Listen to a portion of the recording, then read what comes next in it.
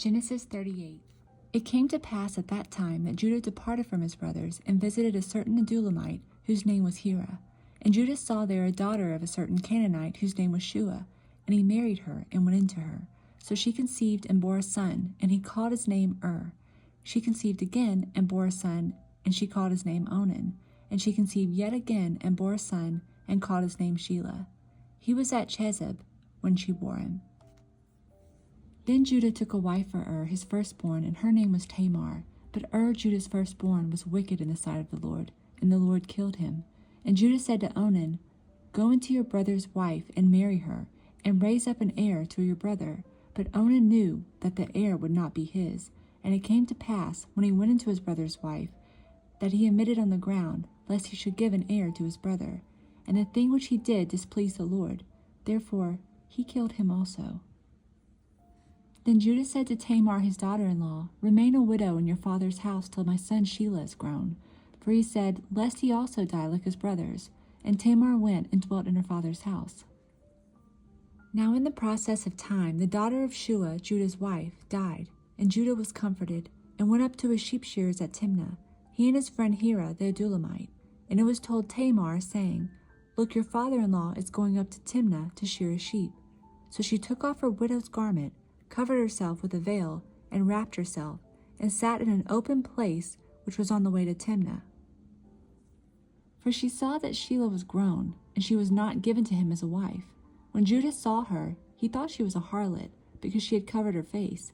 Then he turned to her by the way, and said, Please let me come in to you, for he did not know that she was his daughter-in-law. So she said, What will you give me, that you may come in to me? And he said, I will send a young goat from the flock. So she said, Will you give me a pledge till you send it? Then he said, What pledge shall I give you? So she said, Your signet and cord, and your staff that is in your hand. Then he gave them to her, and went into her, and she conceived by him. So she arose and went away, and laid aside her veil, and put on the garments of her widowhood. And Judah sent the young goat by the hand of his friend the Adulamite to receive his pledge from the woman's hand. But he did not find her. Then he asked the men of that place, saying, Where is the harlot who was openly by the roadside? And they said, There is no harlot in this place. So he returned to Judah and said, I cannot find her. Also, the men of the place said there was no harlot in this place. Then Judah said, Let her take them for herself, lest we be shamed. For I sent this young goat, and you have not found her.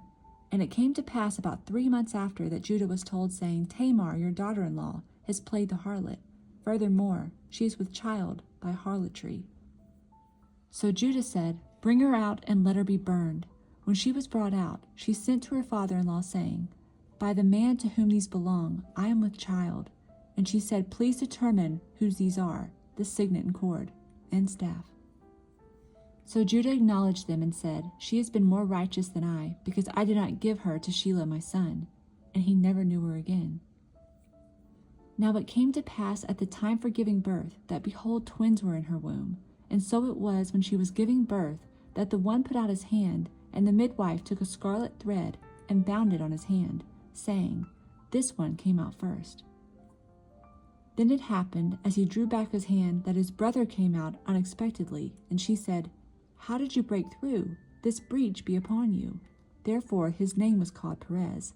Afterward his brother came out, who had the scarlet thread on his hand, and his name was called Zerah. Genesis 39. Now Joseph had been taken down to Egypt, and Potiphar, an officer of Pharaoh, captain of the guard, an Egyptian, bought him from the Ishmaelites who had taken him down there. The Lord was with Joseph, and he was a successful man. And he was in the house of his master the Egyptian. And his master saw that the Lord was with him, and that the Lord made all he did to prosper in his hand. So Joseph found favor in his sight, and served him. Then he made him overseer of his house, and all that he had he put under his authority.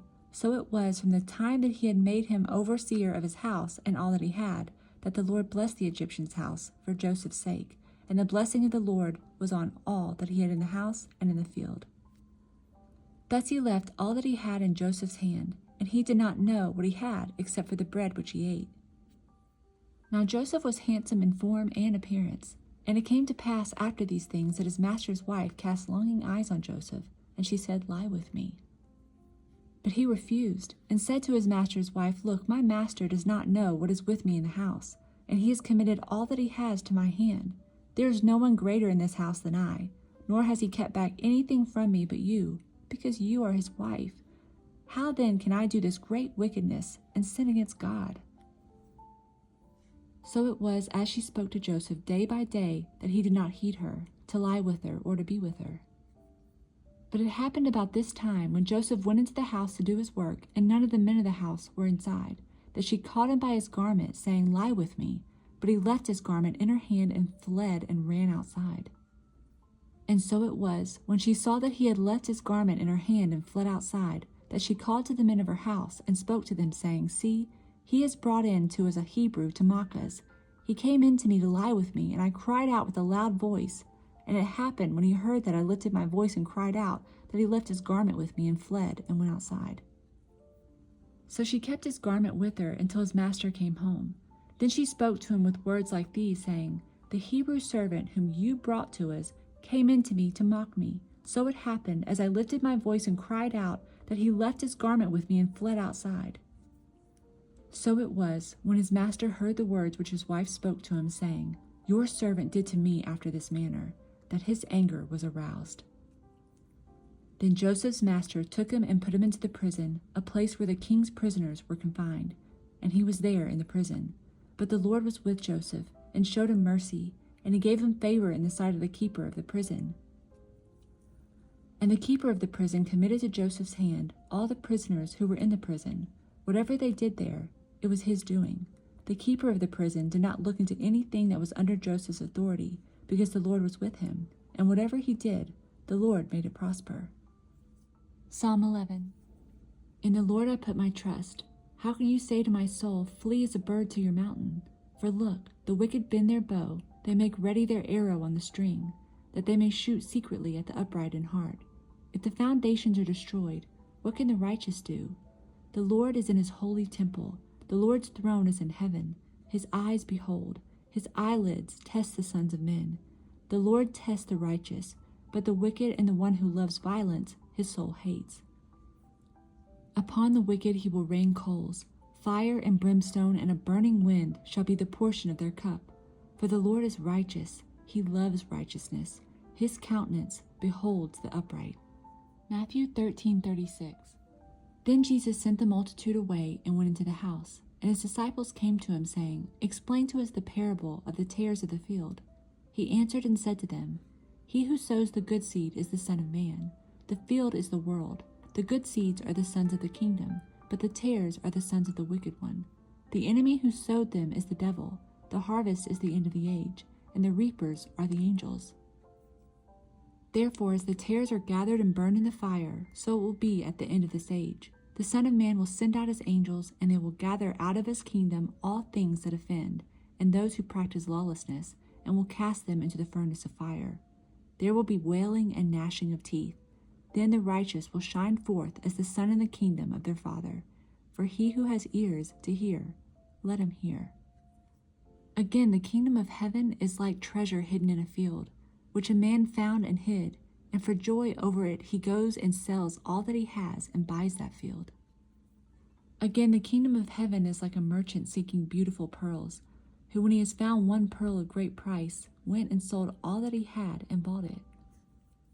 Again, the kingdom of heaven is like a dragnet that was cast into the sea and gathered some of every kind, which when it was full they drew to shore, and they sat down and gathered the good into vessels, but threw the bad away.